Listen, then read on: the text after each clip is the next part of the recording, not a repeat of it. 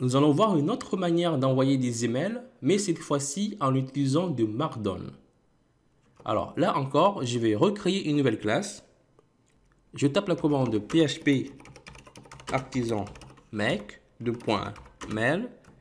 Je mets register, mais comme ici la classe register existe déjà, ici je vais juste mettre un M pour Markdown. Mais là par contre, je vais créer aussi une vue. Là, il faut mettre en paramètre Markdown. Je mets égal.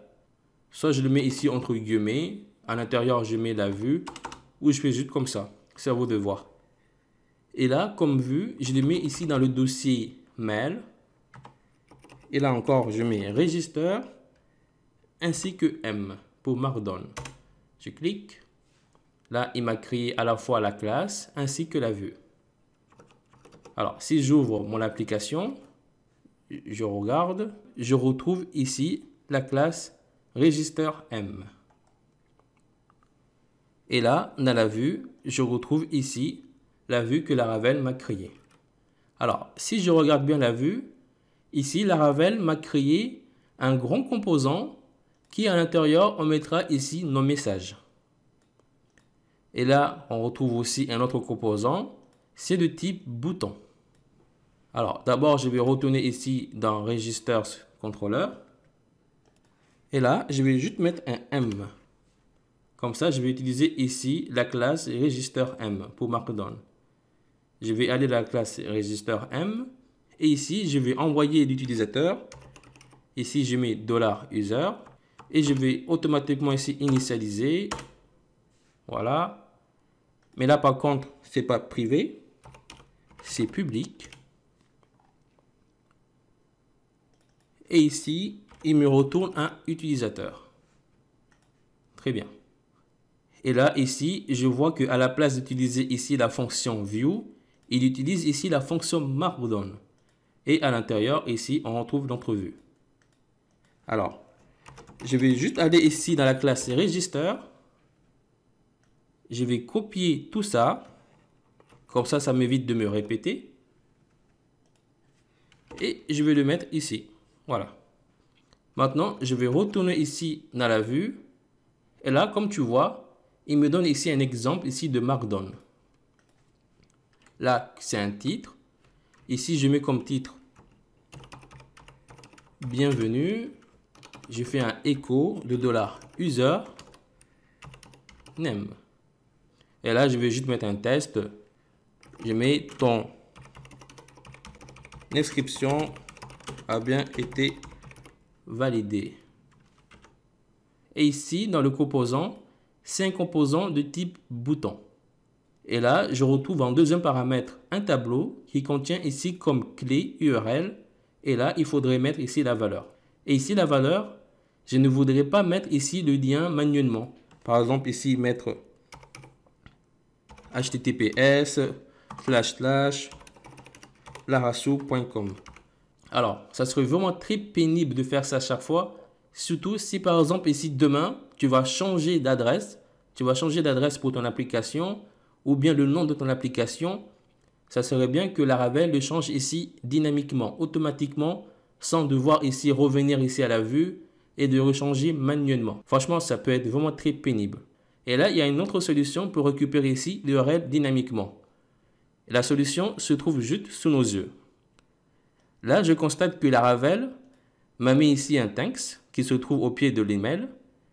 Il utilise ici la fonction config. La fonction config, c'est une fonction qui va récupérer toutes les clés des valeurs qui se trouvent ici dans le dossier config. Et là, ici à l'intérieur, il prend toujours deux paramètres. D'abord, ici, il prend le nom du fichier. Ici, c'est le fichier app. Et là, comme clé, ici, c'est la clé name. Du coup, nous allons voir. Je vais aller dans le dossier config et app. Et là, si je descends, ici, je vois comme clé name. Et comme valeur, je vois que ici, il utilise la fonction env comme premier paramètre. Et ici, comme valeur par défaut, il utilise Laravel.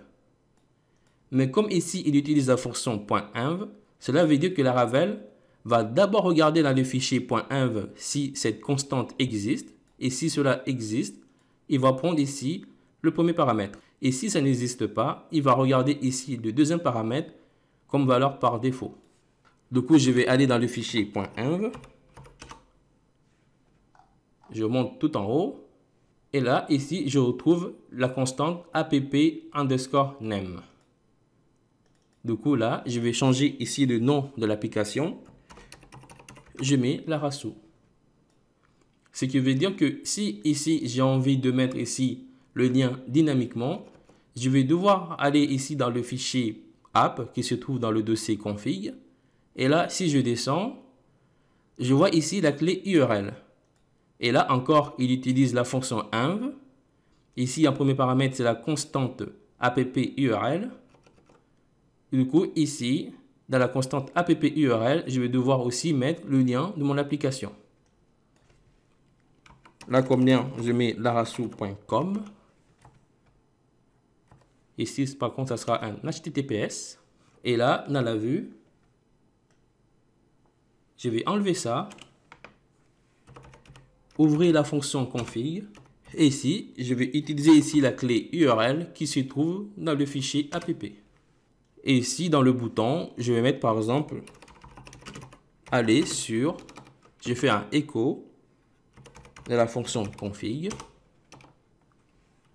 Et là, si je mets name. Et on peut également utiliser un autre composant. Je vais dupliquer cette composant. Et là, comme composant, c'est le composant panel.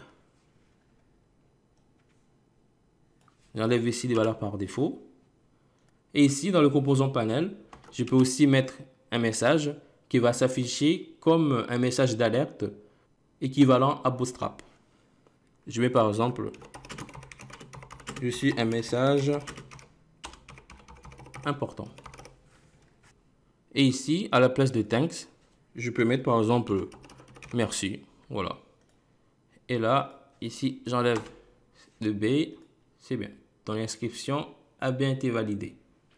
Maintenant, on est prêt à tester. Soit ici, je retourne dans l'application et je recrée un nouveau utilisateur. Mais franchement, j'ai la flemme de faire ça. Si à chaque fois, on doit toujours créer un utilisateur pour tester, c'est vraiment très pénible. Et il y a une autre solution, c'est d'utiliser ici PHP Artisan Tinker. Je tape donc PHP Artisan Tinker. Et là, je vais utiliser ici la façade mail, tout. Ici, cette méthode-là, je mettrai à l'intérieur l'adresse de l'utilisateur en question. Et je vais également utiliser la méthode send pour envoyer l'email. Mais là, on a un problème.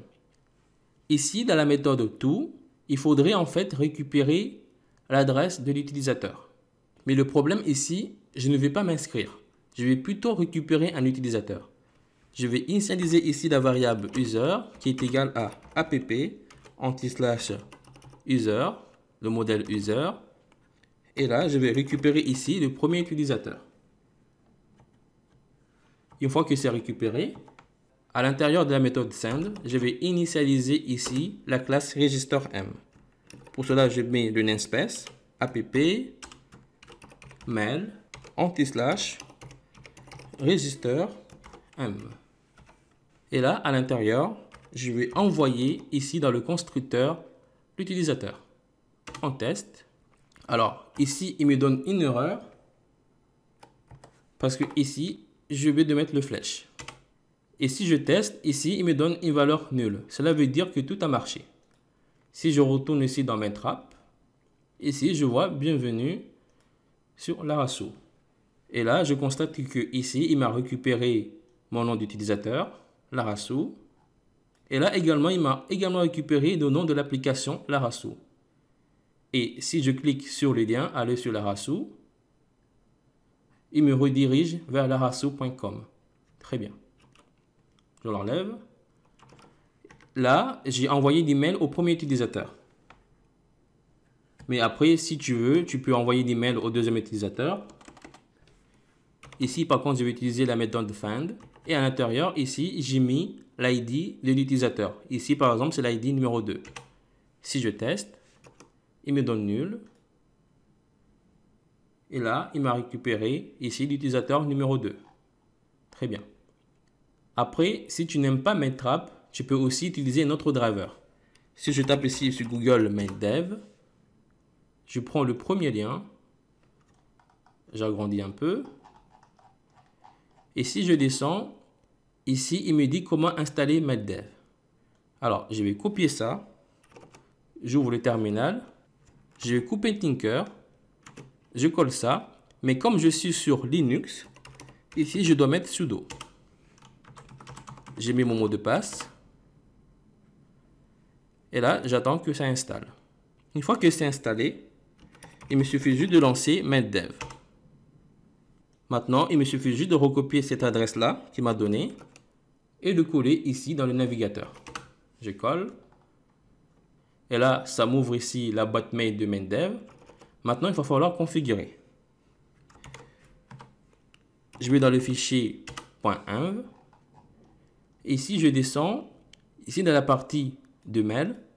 Et ici, comme driver, ça sera toujours SMTP. Mais comme hôte, je vais enlever ça, mes drives. Je mets 127.0.0.1. Comme port, c'est 1025. Comme nom d'utilisateur, c'est nul, il n'y en a pas. Et comme mot de passe, c'est nul, il n'y en a pas. Voilà, c'est tout. Maintenant, on va tester. Je vais ouvrir ici un autre terminal. Et je vais également ouvrir Tinker. Et là, je vais renvoyer un email. Et ici, l'email, je l'ai bien reçu avec Tinker. Voilà. Et comme tu peux le voir, c'est beaucoup plus rapide ici avec MainDev qu'avec MainTrap. Si par exemple, je me renvoie à moi-même un email, là, tu vois que c'est beaucoup plus rapide. Alors que MainTrap prend quelques secondes avant que ici, ça me met nul. Si je reteste, là, c'est automatiquement nul. Alors que si j'utilisais MainTrap, ça aurait pris environ 1 à 2 secondes. Voilà. Il n'y a que ça comme différence, mais ça nous facilite vraiment la vie. Après, tu as vraiment un avantage avec MainTrap. Ici, tu peux vraiment avoir beaucoup d'informations sur les emails qui ont été envoyés. Tu peux même ici avoir une analyse complète qui permet de savoir si ton email risque d'être un spam ou pas. C'est vraiment très intéressant d'utiliser MainTrap par rapport à MainDev si tu as envie vraiment d'avoir une analyse complète sur les emails que tu envoies. Mais si tu es vraiment très pressé, tu n'as pas envie d'avoir des analyses complètes comme pour MainTrap, tu peux tout simplement utiliser MainDev.